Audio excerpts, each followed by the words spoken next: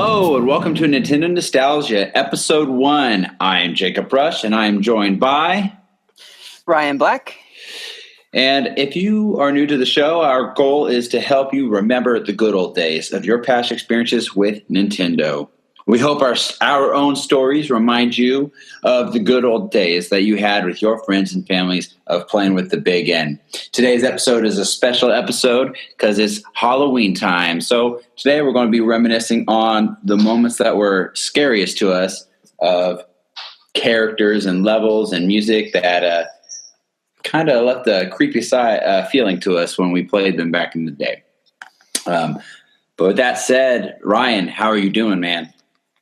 Oh, I'm having a good day. Ready to be home from work and just chill and do the podcast and just enjoy my time hanging out, talking about the Big N. Yeah, I know what you mean, man. I had a long day myself, but it's all worth it because we get to come here and just forget about the world and talk about Nintendo. But you've been playing anything new lately? Actually, yeah, I just picked up an old game called Lit. Actually, it's a new phone version of an old Wii game that I used to play. It's a light survival horror puzzle game. It's pretty cool. If you get a chance to check out the Wii version, definitely do it. But also, there's a free-to-play version on iOS and Android. I've never even heard of it. What's it like? Essentially, you're in this school, and you're trying to get to your friend who was taken by the shadows. And so you'll use your slingshot to break windows out to cause light to come in so you can cross light paths, and you turn on light bulbs at different lamps, and you try to extinguish the evil spirits with matches and what have you. So just this really like dark, creepy. You go to stages or rooms that you go through in the school, and you have boss fights, and it's just a good old time. Sounds interesting for sure. Sounds appropriate for Halloween, getting you in the Halloween mood, I think. So what you been playing lately?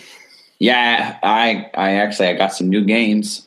Well, they're not new per se. I guess they've been out a little bit, but I finally been able to dip my feet into Star Fox Zero for the Wii U, and I got a Metroid Prime Federation Force too.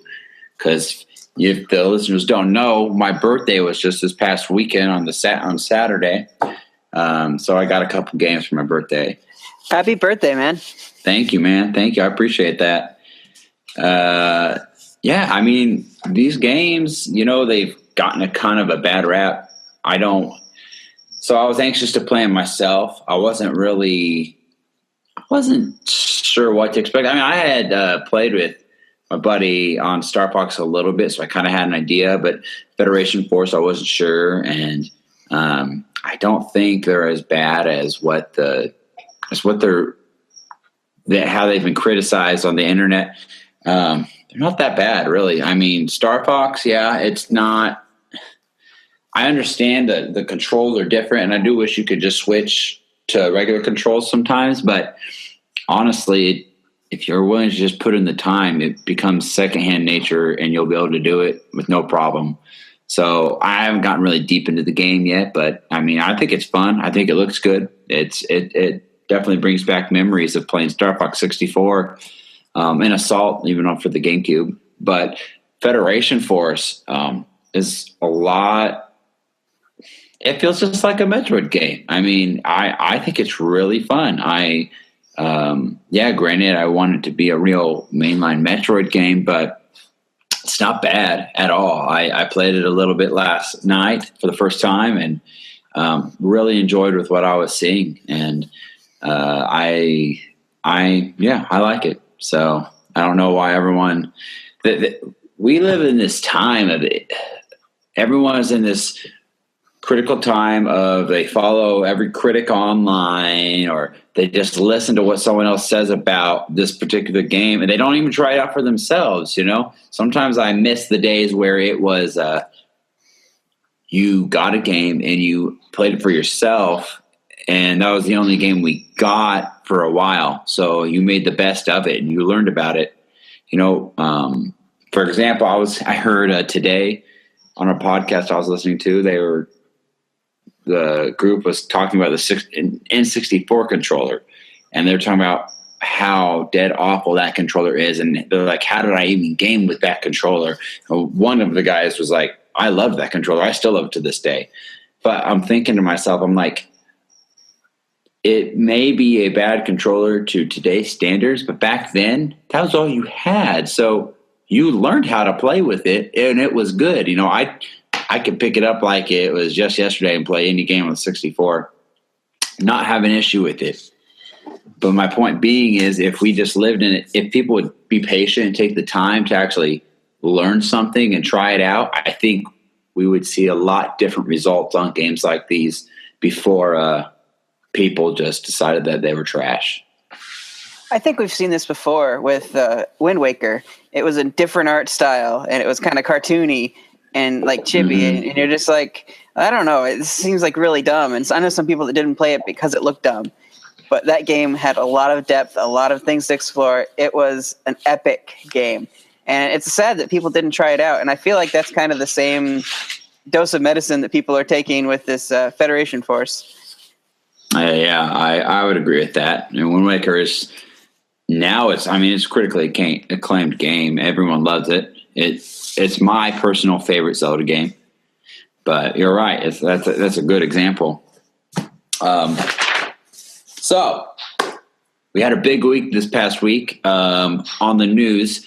This is our news section where usually Ryan and I will bring a topic to you, but we are going to just cover one big topic today, and that topic is Nintendo NX is the Nintendo Switch. So finally, am I right? After all this time, we know what it is. We know what it looks like. What do you think, man? I am really excited, and that's just not just the Nintendo freak in me. Like, I am really excited to take my home consoles on the go, and also just like hook up with players. I mean, 3DS is one experience, but it doesn't have that graphic power. It doesn't have that both home console and potentially portable console games, like all in one system, to take that to your friends and play, like, and even playing 2-player on a little screen together with each individual controllers. It's exciting. It's an exciting time, and I can't wait for March. Yeah, I know. It feels like it can't get here enough. I'm a little bummed that we don't get to see or hear any more information until the new year, they said, but I suppose they made us wait like almost 2 years to see what the thing was. 2 more months ain't going to kill us, right? Right. But did you see the comments today that I felt like myself was a little, it doesn't bother me because I'm going to invest in it, period. But they said, Nintendo said that to not take the games in the trailer are not meant, like, don't actually view them as like actual real game footage. You know what I'm saying? Yeah. They were saying that, like, just because it's in the trailer, like this trailer that we made was to show off how the system works, not that these games are necessarily on that system, which is disappointing. And I'm afraid that it'll upset people who like, oh man, I want to play Skyrim on my NX or my Switch. So that's a little concerning to me, but I mean, they've shown who they have third-party support, so it's not like these companies are not on board. I don't know. I feel like they shouldn't have put those games in there if they're not going to be on the system, or they should have been clear up front before they put this trailer out about that, I think. What do you think? I could take it or leave it. I expected that wasn't going to be the final product that we'd see. I know a lot of people broke it down and was like, hey, this could be the next new Mario game, and they took it seriously. And I'm kind of taking it just like, hey, it's like a tech demo, if you will. And they may actually have a full fleshed out game for it, but all we're seeing is just tech demo stuff. The system is not out yet, and the games are still being developed. Now, they're probably closer to development because, it's just a few short months to the launch day for the Switch, but I think that what we're going to get is going to be well polished and ready because they've had a long time to work on this stuff. Like, people were making stuff for Wii U, and they're like, you know what? there's another system like coming, so they can start preparing all that time. Like it's early in the console cycle, and it's unusual for Nintendo to release one so soon after releasing the Wii U. And so I think that they've had enough time. In fact, things that they were going to put on the Wii U, they're probably going to roll over into the Switch. That's true. I bet that's what happened. I mean, that's why there's been a big drought on the Wii U for so long, besides Paper Mario. But yeah, I mean, I think when you see things like Skyrim on the Switch trailer, I don't think that was Nintendo necessarily saying, yes, Skyrim is coming to the Switch. Because think about it, by the time it's supposed to be remastered Skyrim, I guess. By the time the Switch comes out, this remastered versions, I think, will be out already a couple months on the other systems, from what I've heard. I mean, correct me if I'm wrong, but that's what I believe. You're right. I think it's coming out like sometime this week or next week or something, really soon. Yeah, it's the thing of it is I don't think Nintendo was necessarily saying, yeah, Skyrim is coming to the Switch. I think they're saying, look, we're working with this company, and their future products can be their projects can be played on our systems and look good and feel good. I think go ahead. I think Nintendo was definitely probing, finding out like, hey, let's see if people get excited about seeing something that's very familiar to them that hasn't been on a Nintendo console before. I think they were just putting that out there, and I'm sure they got their permissions, of course, to have Bethesda show off a couple clips from their game. Yeah. And I think that was purely to build excitement and also kind of probe the market and see what people think. And I think it went over really well, even with Bethesda saying, hey, we haven't confirmed anything, and then Nintendo's backpedaling saying, hey, this isn't the final stuff, or this isn't even necessarily what's going to be on the system. I think that it did what they wanted. They're gathering market data and seeing how the internet reacts. And I think that's exactly a great place for Nintendo to be right now. Just collecting data, getting ready for the big launch. And even then, like, games are in development. They're not going to like suddenly change this late in the development. But I think that Nintendo's marketing is going to benefit so much from this generation of hype, and also taking things from the backlash that they're getting maybe and learning from those. Right. Well, yeah, I mean, yeah, that's a good point. I think it's I think Nintendo's trying to just change the way they do things. They're trying to reinvent themselves, and it makes a lot of people mad. But, this could be the new normal for Nintendo of they wait and they sit on things and they collect their data, because they're not going to – no fan's going to tell them when they have to do something. They're going to do it when they want to do it. And like I said it just last week, everyone's up in arms about where's the ZX coming out. Why haven't they revealed it? This is ridiculous. I'm losing interest. And then guess what? It comes out, they announce it, and it's the most viewed video they've ever had on YouTube. People, I mean, we just live in this microwave society where people want everything right now. And that's just not how Nintendo plays their game, I guess. So we're just going to have to roll with it. But overall, I like the concept of it. I think it's great. I know for me, like, I'm super busy a lot. So it's like I don't get to sit home and play games all day long. So a game like Breath of the Wild scares me because there's so much in it, and I know how I want to play games. I want to immerse myself in the world. I want to take my time on it.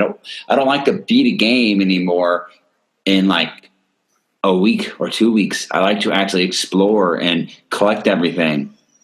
But what scared me about that was with Breath of the Wild, I'm like, this game is so huge, and I'm afraid that I'm going to be dedicating. I'm afraid I'm going to be playing this game basically for like the next 2 years at my regular pace because it's so massive. But with the Switch, now I think it's going to help be able to play games like that more and better, because I can just take it on the go with me. If I'm going to my in-laws, if I'm going out to dinner, I don't want to stop playing the game for a little bit, just take it with me. There we go. So, yeah, I'm excited about it. It's going to be a day one purchase for me. You? Oh, yeah, definitely going to be day one. If I could get it earlier, I would. I'm certainly going to reserve it as soon as I can. I'm probably going to reserve a couple, one for me, one for my wife. 2 systems? Oh yeah, I'm going to convince my whole household to get one. Wow. Well, my wife probably will not pick one up, but she'll let me pick one up. So that's all I care about. No, it's looking good, man. I'm stoked. I'm excited for the future of Nintendo. I think they're getting back on track, and I'm curious to see how fast the Switch is going to outsell the Wii U in total sales. So that'll be funny to kind of sit back and watch. I mean, I liked the Wii U. I'm not bashing it or anything. I wish it would have sold better, but yeah, it would be interesting. I mean, this is basically. It's kind of like it kind of is the Wii U. Just you take the gamepad with you on the go now, almost. Yeah, I mean, the portable aspect of the Switch is great. I love that. Now, that didn't stop me with the Wii U from taking my Wii U everywhere with me. Like sitting in the doctor's office, I plug in and just have my gamepad out and play. But that's not everybody. Yeah. So being able to take it on the go wherever you go, and it be a true portable home console. It's weird to say, a hybrid. It's revolutionary. Very true, man. Very true, my friend. Well, I think that does it for about the news for right now, but I want to get into the topic, and this is kind of funny. Our first episode that we're launching with is a special episode because it's Halloween time. And to get into the festivities of Halloween, we're going to cover some creepy past experiences that we've had with Nintendo.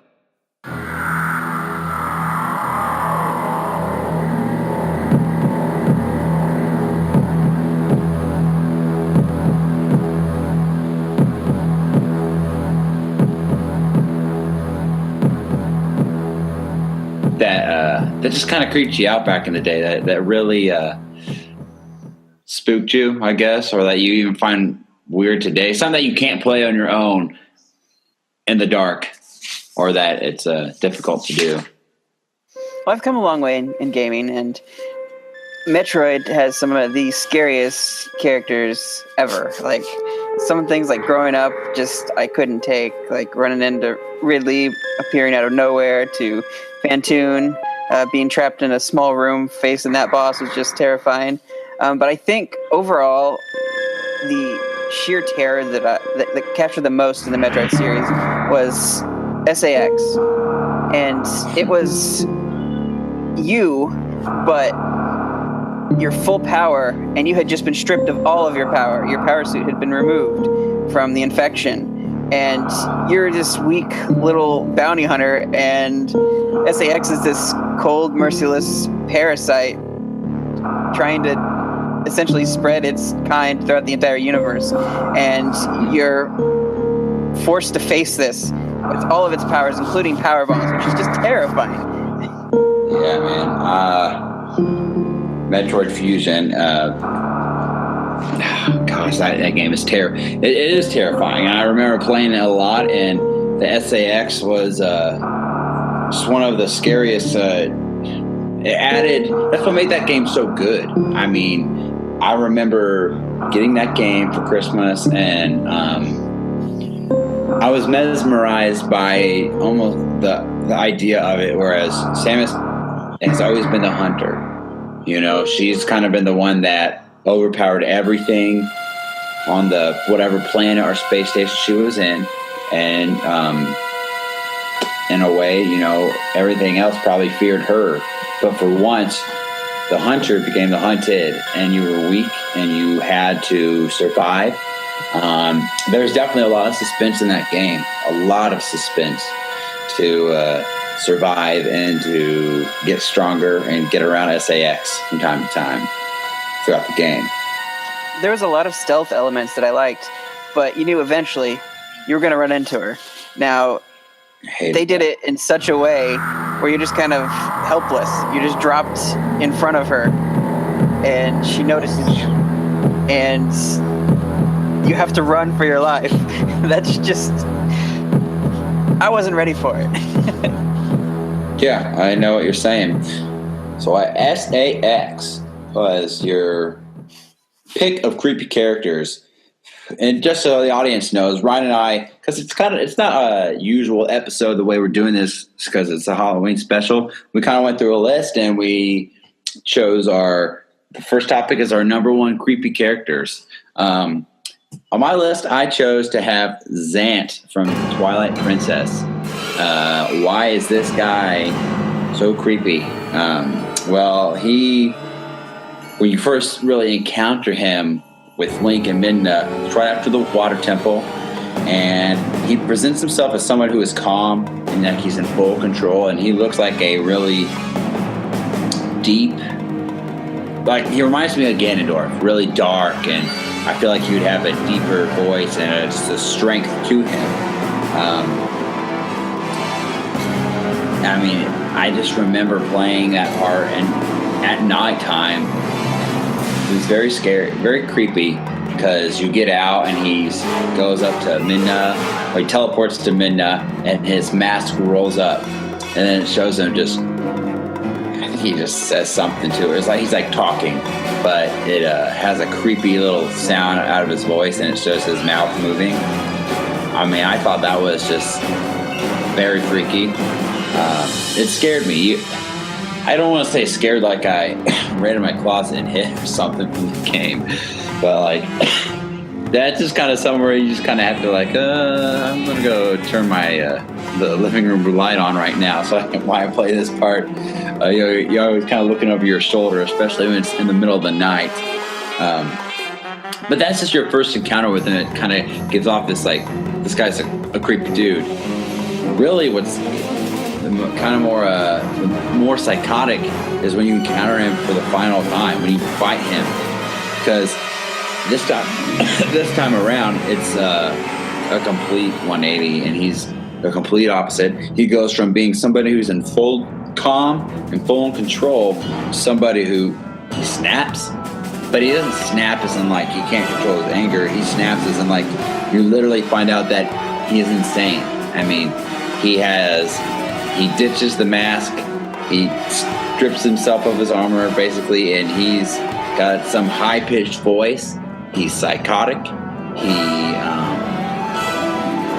He's very scary, as in like this dude's gonna mess you up. And the thing about him throughout the game, he has no sorrow.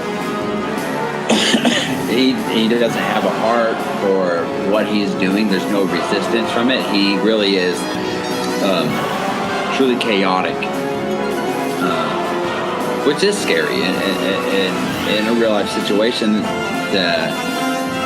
If you were to ever come across someone like that, there are people out there like that, you know, and that's what he reminded me of. He was Ganondorf's puppet. He thought he was almighty, but really he was just being used by Ganondorf in the end. He was even more eviler than him, but I just remember that character specifically. I found really creepy, really scary, and not the most pleasant to play around by yourself. Sorry, I got a cough, man. I got some stuff. I was convinced that Zant was Ganondorf, like, or some sort of incarnation. I was just convinced of that, and so like when it wasn't, and they actually showed what he looked like, I'm like, wait, what? Who is this guy? Wait, why is he so creepy? Yeah, I thought it was Ganondorf too. I do, and then they showed the backstory to it, and you're like, oh, that's how it all connects. But yeah, that's what I thought as well, man. So that's my creepy character of the week. So now some of the creepiest moments that I wrote down from just past games that I played of just these are moments that for me when I played the game where I just kind of like had to stop and like catch my breath and actually like had to pause it and mentally prepare to play through these parts. There was well, at least this first part was in Metroid Prime. There's a part where it's in the ice world. You get right past. You're heading into the factory where the Phazon Metroids are. But I believe it's the first time Metroids actually appear in the game. but everything goes black. I mean, the power goes out, and you can't see a thing. And it's around that time you get the visor, but that whole atmosphere was scary. I mean, you hear these Metroids bust out of their containments, and you can't see them. It's really hard to see because you don't have the visor right away when you get into that area. You have to kind of make your way through. I remember this was a part. I mean, my hands. The last time I played this, I remember my palms were sweaty. I mean, and I was nervous to go into this part. And I just can't tell you the relief it is when you get out of there and you see light on the other side. Get outside of that building. I hated that part. That part terrified me. Now, something that's a little not so scary was, you know what I always hated as a child? What? Back when we played Super Mario Brothers, specifically Super Mario Brothers 3. Okay. I always hated it when I died because it wasn't dying that scared me. It was that stupid face Mario makes at you when he dies. You know, when you like hit a Goomba or something, he turns, he like opens his mouth, and it plays the little jingle. It scared me all the time to play that part as a kid, especially again at nighttime, and I couldn't play it in the dark. It was terrifying. Which is just funny you don't think about that just for a Mario game. You know, I don't think that the creators intended that to be scary, but I remember for me specifically that was pretty scary. Made me fearful as a child to not want to experience that part, or turn the TV off real quick so I didn't have to see it, and then I could turn it back on. Especially in that last area, especially with what we call the Valley of Death, just all of the ships and the tanks and everything, like dying in those parts and having to start the game over, or it's just so frustrating. Oh yeah. So I agree. Those are some creepy moments that I chose. What about you? I mean, can you relate? Am I the only one who was scared of Mario's face when he died? I think I got more of a reaction from Mario like drowning in 64, but I completely get where you're coming from for sure. No, you're right though. I mean, that was just kind of a whole new level of, that's kind of messed up. As in, like, for a kid's game, you're Mario and when you drown, I mean, you hear him gasping for air, and he like grabs his throat, and then as soon as he dies, he like floats back to the top of the water, like it's the way someone would in real life. It is for a kid's game, that is pretty scary to witness. My top two creepy moments. I think my first one is definitely riding the ghost ship in Ocarina of Time in the Spirit Temple, Shadow Temple, and playing the song, and it just starts to move, that bobbing up and down, and the bells. Like, just, I felt like I was like descending deeper into hell, and like this was like going to be the end of me. I had no idea what I was going to face, but I knew I was getting closer to the boss, and I was like, what is in store for me? And then they drop enemies onto you, and it's just like you have to face them while it's floating along, and then when you get to the end, like I stayed on the ship too long, and it started shaking, like what's going on? And I actually fell down into the pit, and I'm like, I was terrified. I couldn't take it. I had to come back to it later. That was scary as all get out. Yeah, I remember that part. It was kind of scary to me because when I played it, that was the first time I played it. That was actually with you, so you had already gone through all that, and you just kind of helped me get through it all. So, but I know what you're talking about. That is that's another deep, scary thing that you don't think about. Like, Nintendo's they don't show off all their creepy sides of things. I mean, like, even in Pokemon, there's so much creepy stuff, like the Pokemon Pokédex entries for certain Pokemon, the things they say, it's like, wow, that's a kid's game, you know. But yeah, I know what you're talking about. Those parts were scary. I think my second thing, arriving on the GFS Valhalla in Metroid Prime 3 Corruption, just seeing all the dead GFS Marines, I knew something horrible had happened here, and I was like, I hope whatever this horrible thing happened isn't around. Like, I don't want to deal with this, because there was just bodies lying everywhere. We had to blast some of them away to use some consoles, and just the overall aesthetic and the music just... Oh no, this is actually a scary, like, a ghost ship, like, and I'm running around in it. Like, what if I run into, like, Fantoon, like, in this small cramped space? Or what if I run into any number of enemies, like Metroids even? And that was one of the things that you do run into. In fact, a special breed of Metroid that are very terrifying and hard to kill. In Prime 2? In Prime 3. Oh, Prime 3. Okay, you were making me... That made me think of Prime 2. I mean, do you remember? Prime 2 was really kind of set up as a horror story. I mean, I'm watching the trailer, had the ing, and it showed them, you show up, but everyone's dead.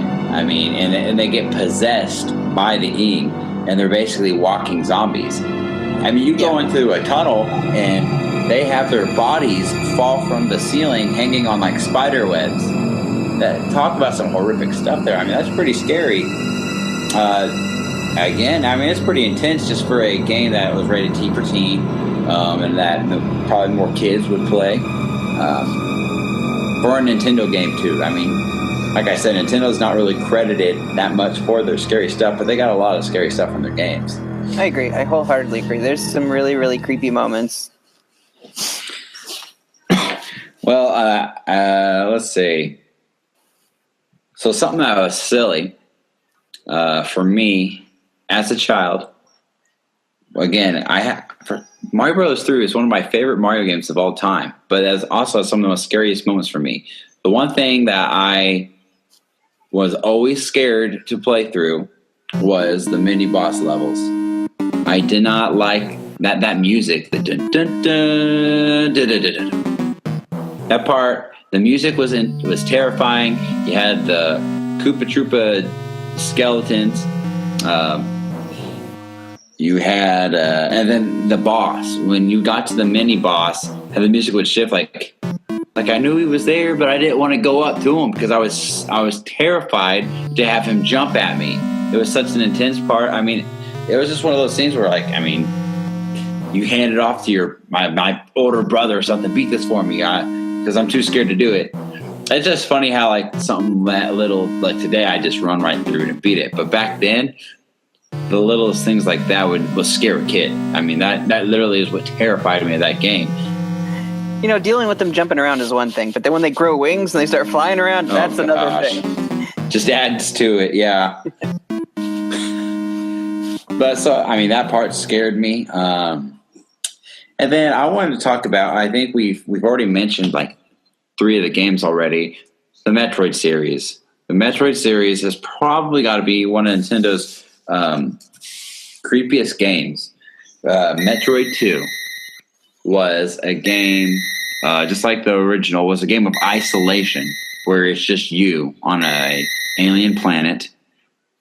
And this time, Metroid 2, you're here to extinct the Metroids, take them all out. But the thing about this game was it wasn't just the missions and the enemies, it was actually how that music was. I mean, if you listen to the soundtracks for Metroid 2, Return of Samus, there's really not much music in that game. Compared to the rest of the series, there isn't. I mean, it is almost dead silence, just a lot of random sounds.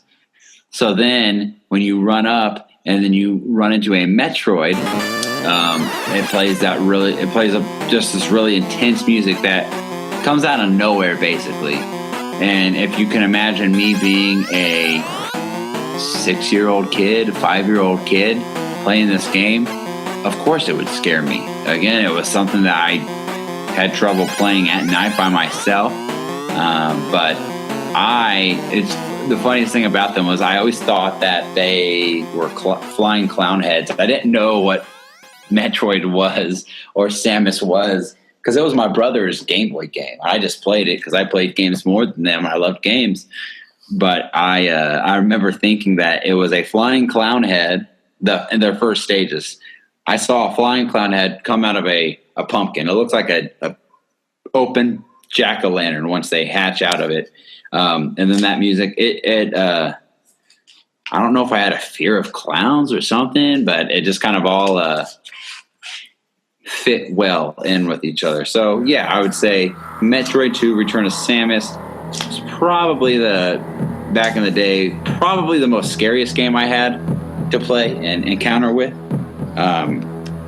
But I also wrote down Metroid Fusion. Again, you already mentioned SAX, but man, those moments where you had to run for your... I hated it because there was a part where like you were forced to fall down in front of her, and then you had to get out of there or she's going to kill you. That part was scary. It was really intensifying because you like, gosh, I haven't saved. I don't want to die. I know as soon as I fall down, she's going to chase me. And if you don't do it right, you're going to get killed and you're going to have to redo it all.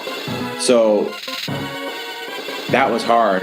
Well, the thing was like you had to get to another room, and then there's a place in that other room where you can get up and then you can hide real quick, and then she'll go away. And then you can revisit everything else. But if you hadn't played the game before, it might take you a couple tries to actually figure that out. So I just remember that being really scary and really intensifying, and a part that I truly hated to play.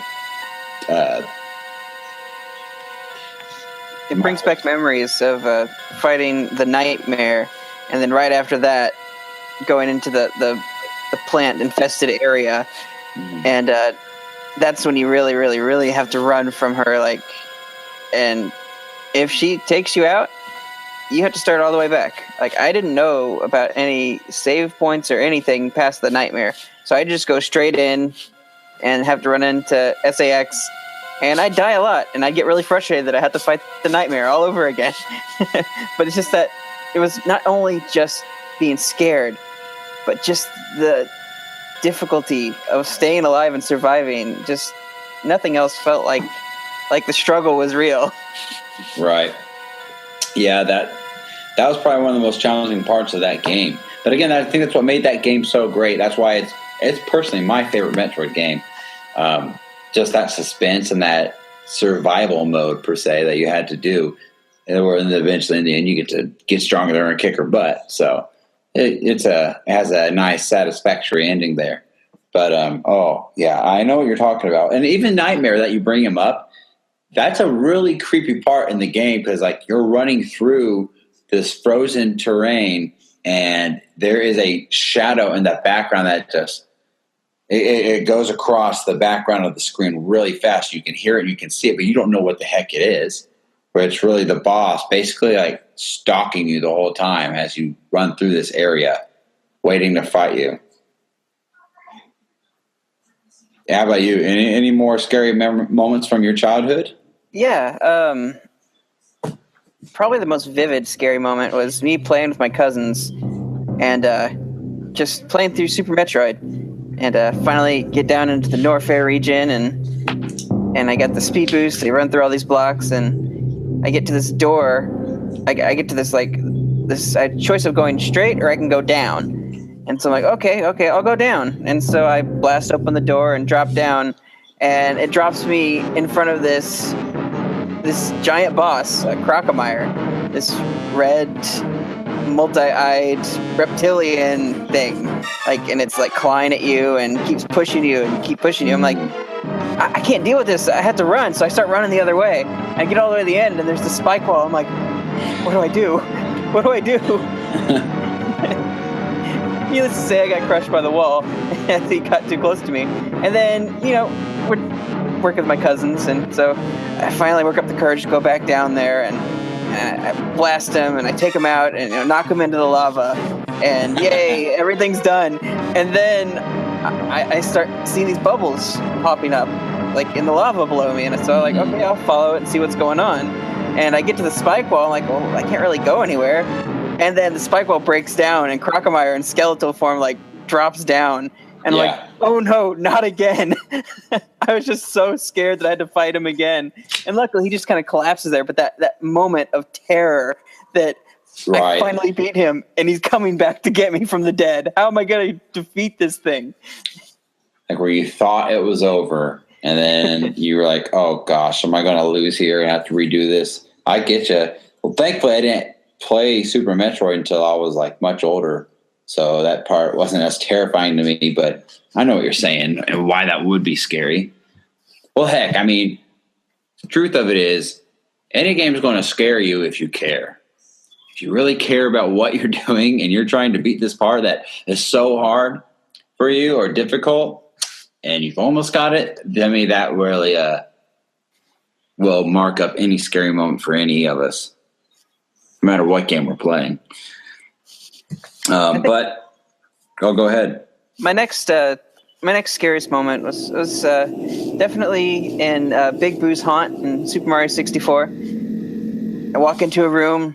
It seems pretty empty except for this piano in the corner. And I'm like, okay, cool, there's a piano. Let's go over there and see if I can't like spring off of it or something and jump around on it. Then it comes to life and starts clanging around and attacking. And I'm scared senseless. I have no idea what's going on, why this piano is attacking me, but the sound is horrifying.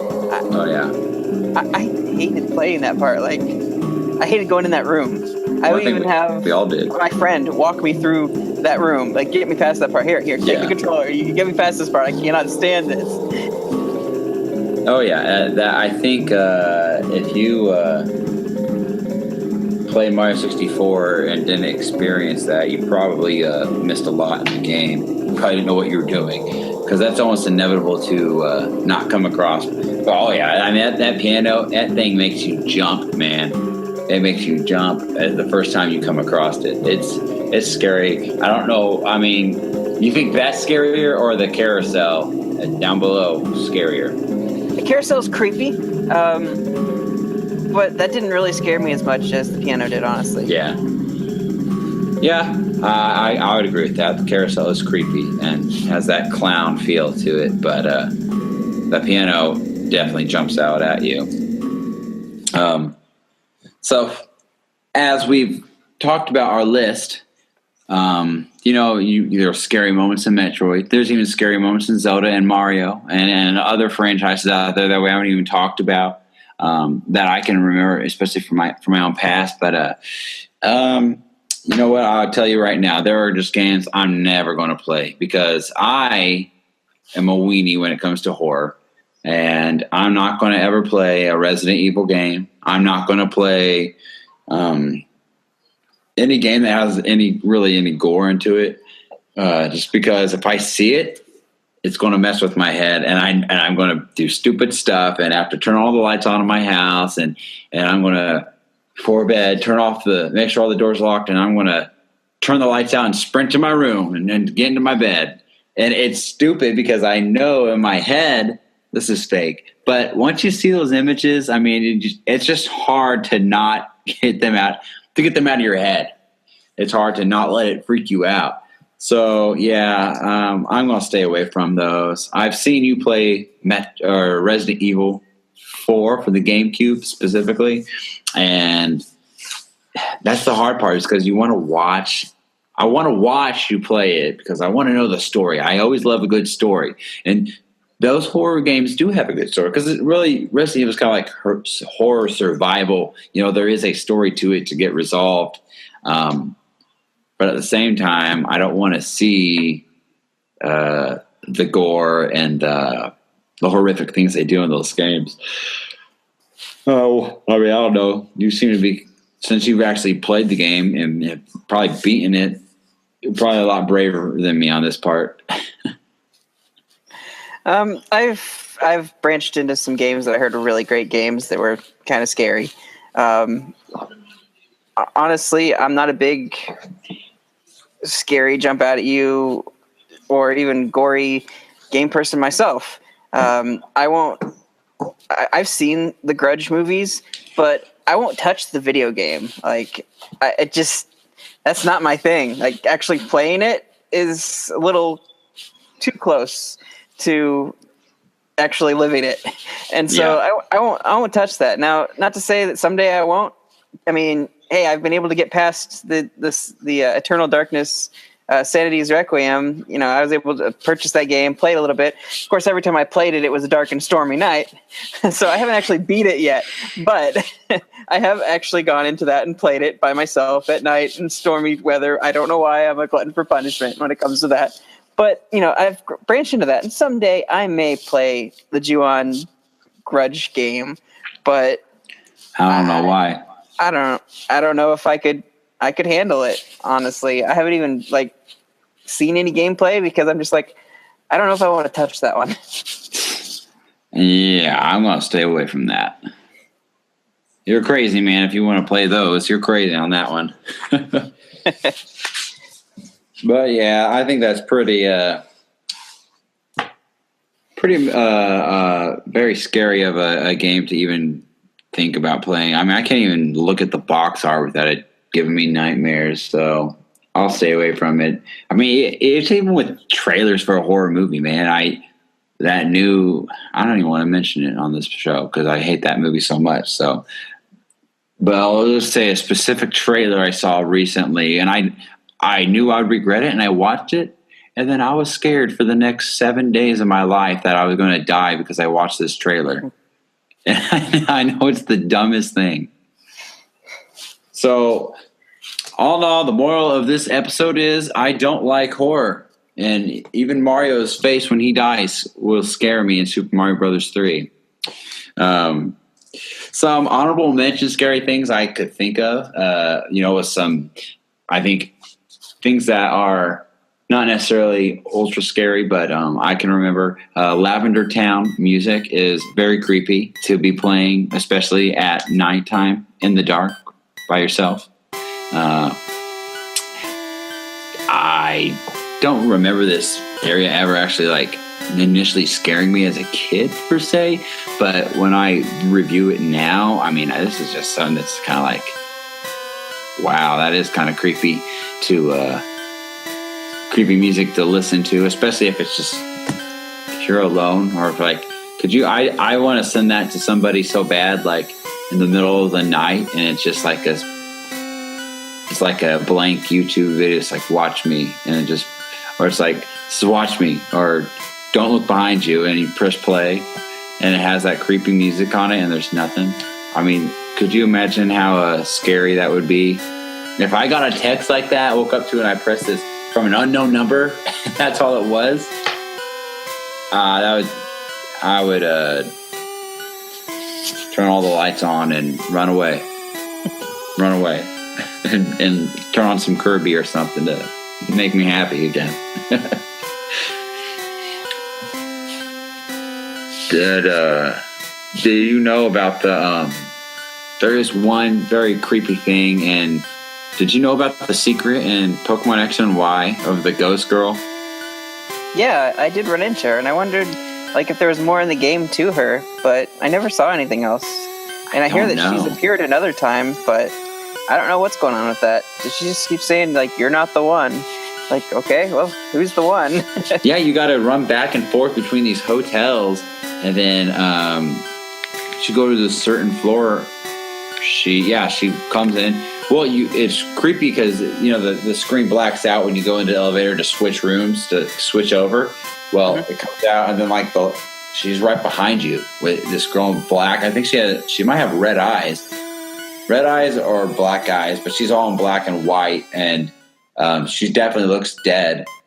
And she's right behind you, and the screen blinks at you. It blinks, goes on and off, and she essentially she goes right around you, and you're right, like we said, it stops, and she says, "No, you're not the one." It keeps on going through the wall, and it's what was that? It's not even part of the main game. It was just something extra that you have to do a chore to figure out, actually, so you have to look it up. But I don't know how people find that stuff out on their own. But yeah, that's just Pokemon has a lot of creepy little things like that you don't even realize until you dig deep into the game. Again, especially like with the Pokemon decks, Pokedex entries for certain Pokemon.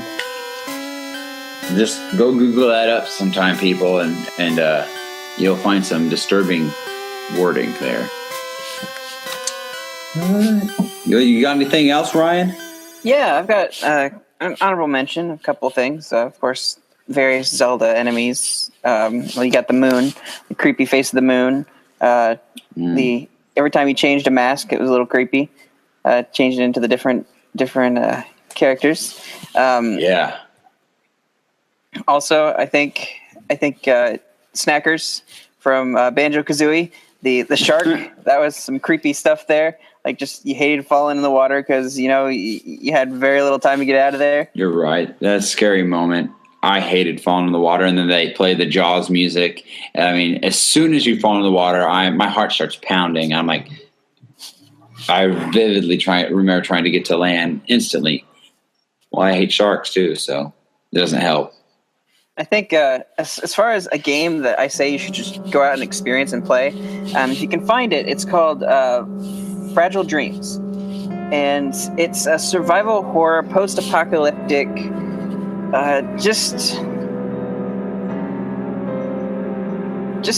in the horror genre. You start out in this world, you don't know what's going on, but you're surrounded by ghosts. And the controls are a little weird. They don't always respond as well, and you could spend a lot of time trying to do certain things because the controls just seem a little off. So it wasn't well polished control-wise, but the story was really, really good. And the creepy music and the enemies, where it comes to like kids saying just creepy things like "you can't find me," like legs walking around that kick you and attack you. These giant surly dogs appear and attack you. They just look really, really creepy and evil. And then sometimes when you take out some of the kid ghosts, they're like, "I'm a goner," and just like these creepy things that they say. You're like, okay, what is going on? And then there's this girl that you meet that's got like these markings all over her body, like she was a part of like some kind of science experiment, like, and she's like medical bandages on her head, and she's kind of floats around as this ghost, and she's an interesting part of the story. And no spoilers or anything, but definitely just go out and check out this game, Fragile Dreams. It's a gem. It's a gem for the Wii. Just, if you get a chance to play it, I recommend it. Sorry, I'm not going to play it. All right. Well, I think that's it for our top list. And this, again, is our first episode. So I hope you all have enjoyed it. Ryan, tell the people where they can find us, where they can get this podcast, and where they can find us through social media outlets. Definitely check us out on our Twitter, Nintendo_NOS, NOS.